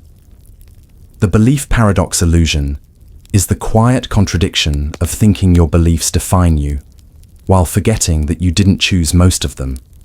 You say, "I believe this," like it's a conscious decision. But where did that belief come from? A teacher's voice? A parent's rule? A cultural script? You carry convictions that feel personal, but were handed to you before you could question them. And once they settle, they feel like truth. Not because they are true, but because they've gone unchallenged for too long. This illusion comforts you. It makes your world feel consistent, predictable. You build routines around what you think is right. You surround yourself with people who mirror your values. And the more those beliefs are echoed back to you, the more you trust them. But deep down, most of what you believe is a defense against chaos, a shield against uncertainty. You don't believe to discover truth. You believe to feel stable. The paradox is this. You fiercely protect your beliefs, but most of them weren't freely chosen. You say you're open-minded, but feel attacked when someone disagrees. You argue not to explore, but to preserve. And the tighter you grip your identity, the less space you leave for growth. Because changing your belief doesn't just feel like changing your mind, it feels like erasing yourself. That's the belief paradox illusion. The idea that your beliefs make you you, even though most of them were absorbed, not decided. And until you can hold your convictions loosely, question them without fear, you'll keep mistaking the echo of old voices for your own. The familiar stranger illusion. The familiar stranger illusion is the eerie feeling that someone you've never met feels oddly known.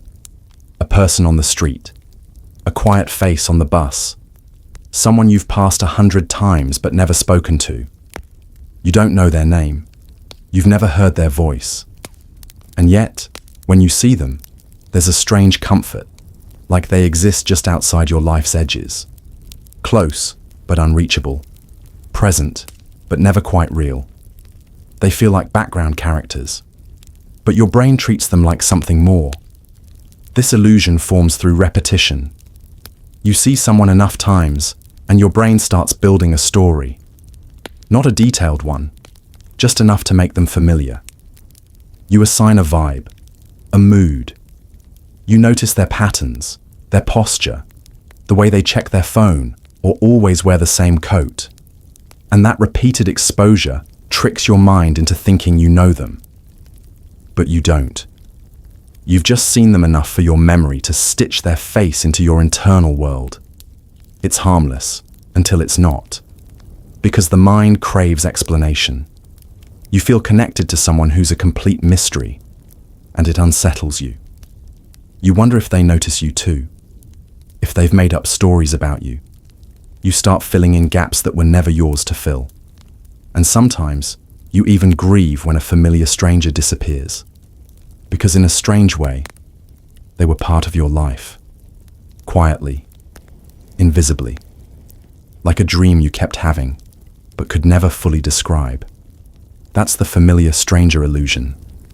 The soft, haunting feeling that someone unknown has been folded into your world without your permission. Not by choice, but by pattern. And even if they vanish tomorrow, their absence will echo louder than you ever expected. The silent voice. Illusion. The silent voice illusion is the belief that your internal monologue is completely yours, that the thoughts you hear in your own head are your purest self speaking. But when you really stop and listen, you realize that voice isn't always kind. It criticizes, it doubts, it echoes old shame. And most of the time, it doesn't sound like you at all, because it isn't. That voice was built over years, stitched together from other people's words, looks, judgments. You absorbed it without noticing.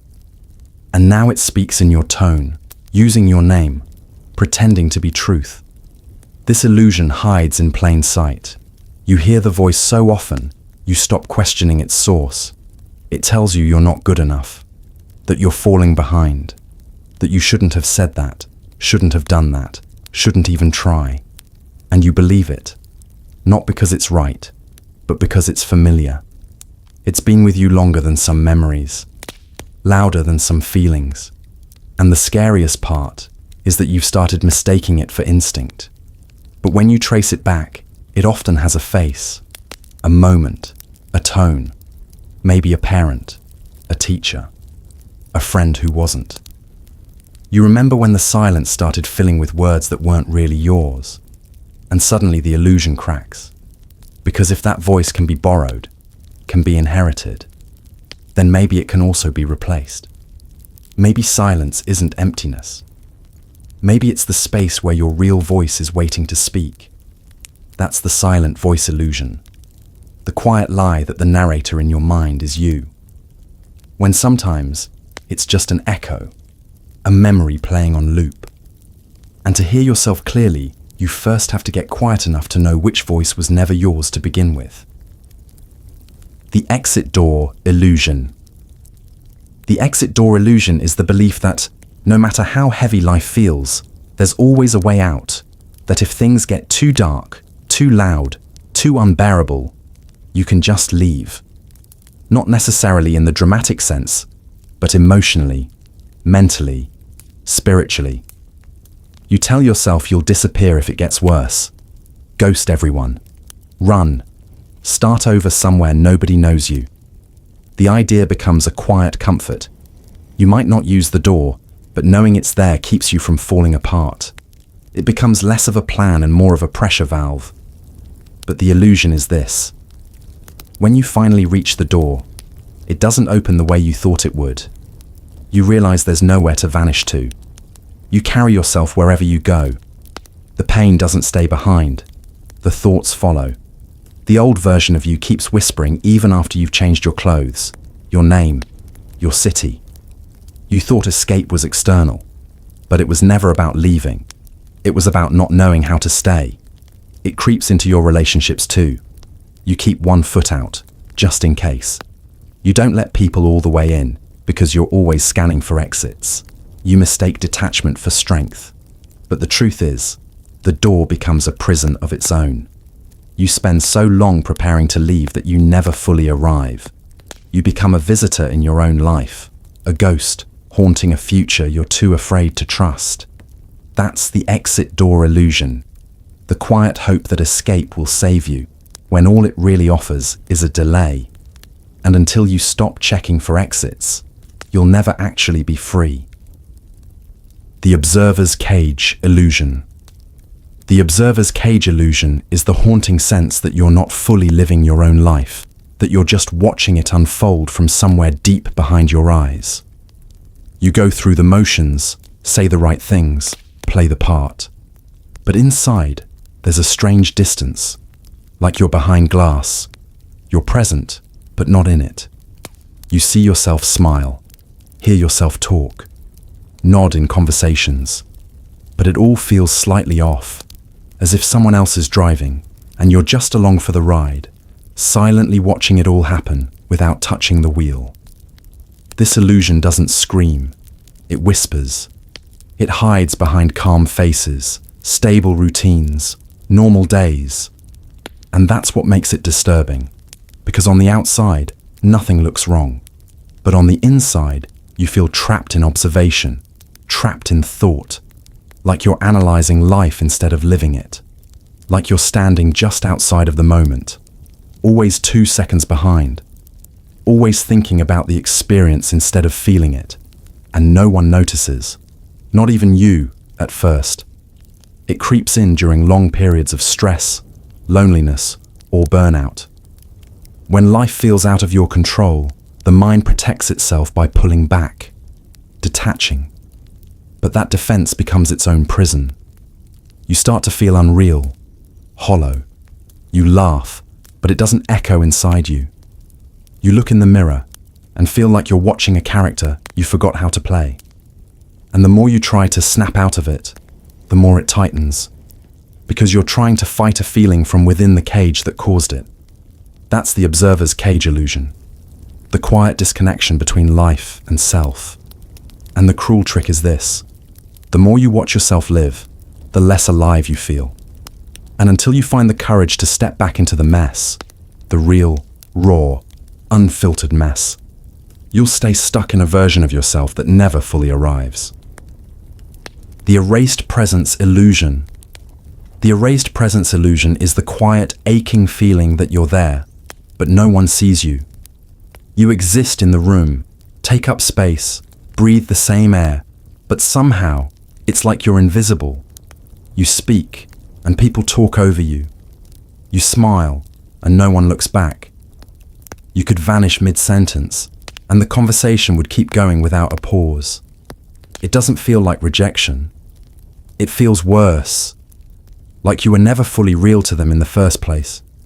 It happens slowly. You start to say less. You pull back, not out of anger, but exhaustion. You test the silence, wonder if anyone will notice when you stop trying. And most of the time, they don't. Or they notice too late, when the damage has settled into your bones. That's when the illusion tightens. You begin to wonder if you ever mattered to them at all, or if your presence was just background noise, something tolerated, but never fully felt. What makes this illusion so cruel is how deeply it attacks your sense of identity. You start to doubt your impact, your relevance, your worth. You become hyper-aware of your every move, as if maybe if you were just louder, funnier, somethinger, they'd finally see you. But the harder you try to exist in their eyes, the more lost you become in your own. And eventually, you start to erase yourself before anyone else can do it first. That's the erased presence illusion. The slow, silent belief that being unseen means being unimportant. But just because someone doesn't notice your weight in the world doesn't mean you don't leave a mark. And sometimes, the first person you need to prove your existence to is you. The static time illusion. The static time illusion is the feeling that time is moving, but you're not. The days pass, the clocks tick, the calendar flips forward. But inside, everything feels frozen. You wake up, go through the same motions, have the same thoughts. You talk about change, imagine progress, even make plans, but something never shifts. You're stuck in a loop, living in motion, but feeling like you're suspended in the same exact moment that never really ends. It's not that you're doing nothing. You're busy. You reply to messages, show up where you need to, keep the surface running. But underneath it all, there's a numbness, like time is happening around you, not through you. You remember less. The seasons blur. A whole year can pass and still feel like last month. You look back and realize you were waiting for something. Some break, some shift, some invisible permission to begin actually living. But it never came. This illusion tricks you into thinking that just because time is passing, you must be changing. But you're not. You're suspended in emotional stillness.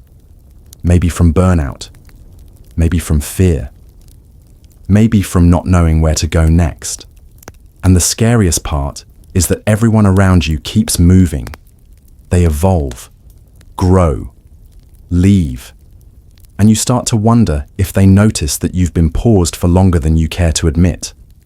That's the static time illusion, the silent trap of feeling like life is progressing, while you quietly stand still inside of it. And until you stop waiting for the perfect shift, you'll keep waking up in the same day, with a different date on the clock. The soundless scream illusion. The soundless scream illusion is the crushing feeling of needing to express something, but knowing no one will hear it the way it actually feels. You open your mouth, but the weight of it all doesn't come out. You try to explain the storm, but the words feel too small, too clean. You want someone to understand, truly understand, but even when you speak, it's like the emotion gets filtered, softened, lost in translation. So you stop. You go quiet. But inside, the scream keeps building. It's not silence. It's the failure of language. There are things inside you that don't fit into sentences. Pain too jagged to describe. Fear that shifts shape the moment you name it. And when you try, people nod. They say, "I get it." But they don't. Not fully. Not in the way you hoped.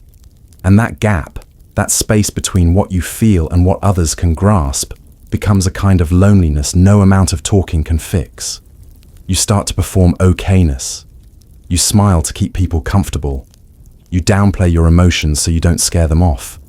And soon, the soundless scream becomes part of your routine. It's always there, beneath the conversations, beneath the laughter, beneath the quiet moments when you wish someone would just see it. But they never do, because you've gotten too good at hiding the volume. That's the soundless scream illusion, the painful lie that just because you're not breaking down, you're okay. But not all suffering is loud, and not all screams need sound to leave scars. The missing voice illusion. The missing voice illusion is the quiet ache of knowing you had something to say, but never said it. You felt it rising, a truth, a boundary, a cry for help, but it got caught somewhere between your chest and your throat. You waited for the right moment, the right words, the right level of safety, but it never came. And now all that's left is the echo of what you could have said, looping in your mind like a ghost that never found its way out. It's not always fear that holds the voice back. Sometimes it's habit. You've been silenced so many times, by others, by your own self-doubt, that you learn to hold it in. You edit yourself mid-thought. You second-guess every feeling. You shrink your tone to make others comfortable. And over time, you forget what your unfiltered voice even sounds like. You become fluent in silence, but illiterate in self-expression. And the words rot in the places they were meant to free. The illusion deepens when people say, "You should have just told me," as if the voice was simply missing by choice. But it wasn't. It was trapped behind shame, fear of misunderstanding, or the exhaustion of not being believed. You wanted to speak, you tried, but some voices don't die, they just go missing, buried under years of swallowing what you never felt safe enough to spit out. That's the missing voice illusion, the quiet tragedy of mistaking silence for peace and restraint for strength. But unspoken truth doesn't vanish, it waits. And sometimes, healing begins not with what's said, but with finally realizing just how long you've been silent. The ticking silence illusion. The ticking silence illusion is the feeling that stillness is safe, until it isn't. You're sitting in a quiet room, alone with your thoughts, nothing pressing, nothing loud, but something inside you starts to tighten. A pressure, a weight. Like something's counting down, even though nothing's moving. You try to relax, but the silence isn't calm, it's waiting. Waiting for something to drop, to snap, to break. And the more you notice the quiet, the louder it feels. Like the room is holding its breath, and you're the only one who can hear the clock inside the silence. This illusion creeps in when your mind doesn't trust peace, when you've been conditioned to expect chaos. You don't feel danger, but you prepare for it anyway. The quiet becomes a warning. You start thinking about what you forgot to do, who might be mad at you, what part of your life is about to fall apart. And even if nothing's wrong, your nervous system acts like something is. It doesn't need proof, just the silence. Because silence to a restless mind sounds like a lie. You check your phone, open tabs, reopen apps you just closed. Not because you're curious, but because you're scared of what the quiet might make you feel. You fill the space with noise, with motion, with distraction, anything to drown out the ticking you can't name. And deep down, part of you is waiting for the crash. For something to finally justify the tension you've been carrying for years. That's the ticking silence illusion. The quiet dread that hides inside still moments. The fear that calm is just the pause before collapse. But sometimes silence isn't hiding a storm, it's just silence. And the ticking you hear is the echo of a life that never let you rest. The pause illusion. The pause illusion is the belief that if you stop moving, everything else will too. That if you step away, take a break, disconnect for a while, life will wait for you. People will pause. Opportunities will stay frozen. Growth will hover in place, patiently waiting for your return. So you rest. You go quiet. You tell yourself you'll catch up later. But when you come back, something's changed. The world didn't pause. It kept going. And now, you're not where you left it. You're behind. It starts small. You skip a day, delay a plan, let the messages pile up. And it feels harmless at first, necessary even. You need space. But what you don't see is how fast momentum bleeds out, how quickly comfort turns into avoidance, and how, before you even realize it, the people you thought would still be there have adjusted without you. The version of you that was hungry, sharp, alive, that version starts fading while the world learns to move on. You tell yourself you'll come back stronger. That rest is strength. And sometimes that's true. But the illusion lies in thinking the pause is neutral, that it costs nothing. But time still passes. People still change. Life keeps building without waiting for your permission. And that's the hardest part to face.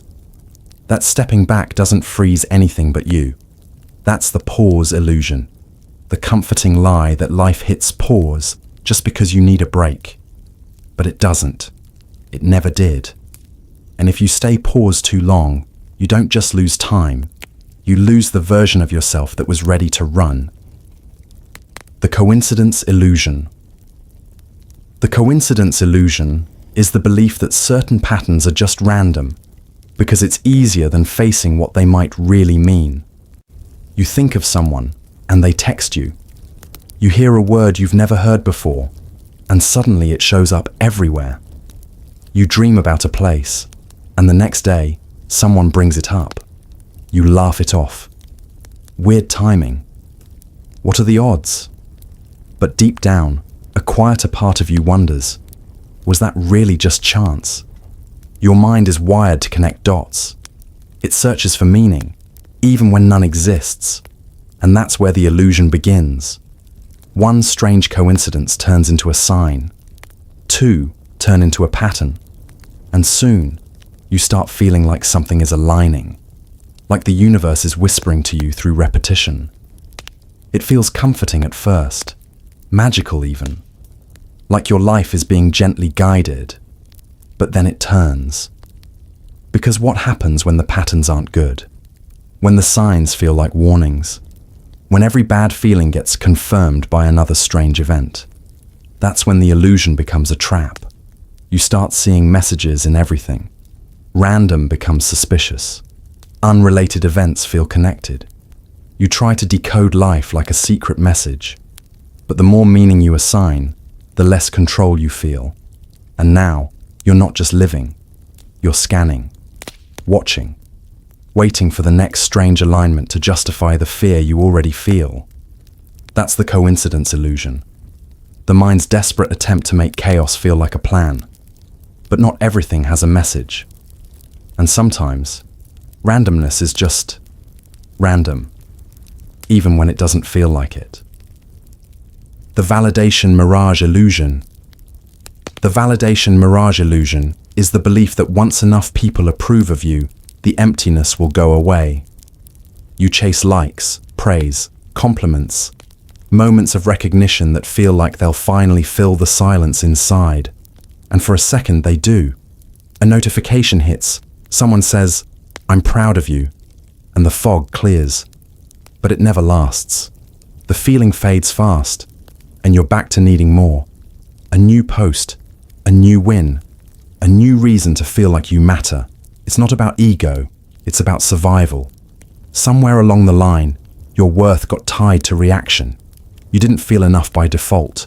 You felt enough by reflection, by how others saw you. So you built your value on mirrors, on being seen. But when those mirrors go quiet, you vanish. And the more you rely on them, the more fragile you become. Eventually, you start tailoring yourself for applause, saying what lands, being who they expect. You're not lying, but you're no longer free. And worst of all, you forget what you actually value. You stop asking, "Do I like this?" and start asking, "Will they?" And that's the cost. Because when all your worth comes from outside, you'll never feel safe alone. That's the validation mirage illusion, the false promise that external approval can build internal peace. But no amount of noise will ever fix what silence never healed. The everyone's watching illusion. The everyone's watching illusion is the quiet paranoia that your every move is being judged. You trip on a word and your brain screams they noticed. You wear something different and assume it's being dissected. You replay conversations, imagining what people thought, what they said after you left, what flaws they zoomed in on. It's not vanity, it's fear. Fear of exposure, of being seen wrong, of being remembered for the worst version of yourself. You walk through the world like you're on stage, but no one gave you a script, so you second-guess every move, your smile, your laugh, even your silence. You think, did I say too much? Did I come off weird? And in that spiral, you forget that everyone else is just as self-absorbed. They're worrying about their own posture, their own voice, their own mistakes. No one's watching as closely as you think. But that illusion convinces you otherwise. It amplifies embarrassment, makes you smaller, more cautious. You shrink parts of yourself just to avoid attention, while assuming you already have too much of it. You confuse visibility with vulnerability, thinking that being seen means being known. But they're not the same. And most of the time, the people you think are watching aren't. That's the everyone's watching illusion. The belief that the spotlight is always on you, when in reality, most people are just lost in their own mirrors, too busy watching themselves to even notice yours. The input illusion. The input illusion is the belief that consuming more means becoming more. You watch the tutorials, read the books, save the quotes, stack up knowledge like it's progress. And for a while, it feels like it is. You're learning, right? Expanding, growing, but nothing's changing. You still feel stuck, still make the same mistakes, because input isn't the same as integration. And the illusion lies in mistaking information for transformation. You tell yourself you're preparing, that soon you'll start. Soon you'll apply what you've gathered. But the more you consume, the harder it gets to act. You start chasing better inputs, clearer guides, smarter strategies, more inspiring content. And the loop builds. More notes, more highlights, more aha moments that never leave the page. Meanwhile, your life doesn't move, because insight without action is just well-decorated hesitation. Eventually, you start mistaking potential for progress. You could do it. You know enough to try. But knowing becomes a shield. You convince yourself you're not ready yet, when in reality, you're just scared to fail. Because applying what you know means risking being wrong. Risking proving that knowledge isn't enough, so you stay safe, consuming, preparing, never actually becoming. That's the input illusion. The trap of endless learning with no leap. The comfort of progress that only exists in theory. But growth doesn't come from what you know. It comes from what you do when it's still messy. The loneliness filter illusion. The loneliness filter illusion is the belief that people are colder, harsher, or more distant than they really are, because you're looking at them through isolation. You read into every silence. Every short reply feels personal. Every delay feels like rejection. You convince yourself they're pulling away, losing interest, forgetting you. But it's not them that changed. It's the lens you're looking through. And when you're lonely, everything looks like abandonment. It builds slowly. A few quiet days, fewer messages. You start filling the blanks with worst-case scenarios. Someone doesn't wave back. They must hate you. Someone forgets to reply. You must be boring. Your brain tries to protect you by predicting pain before it happens. But in doing so, it rewrites neutral moments as personal attacks. You're not just alone. You start believing it's your fault. And the illusion feeds itself. The more you assume disconnection, the less you reach out. The more you expect distance, the more distant you become. Until eventually, you've pulled back so far that the connection you feared losing actually breaks, and you call it proof. But it wasn't. It was the filter. A distortion caused by unmet emotional needs that made everyone else look like a threat. That's the loneliness filter illusion. The quiet trick of believing people don't care, when really, you're just too hurt to see their warmth clearly. And sometimes, the connection is still there. It's just waiting for you to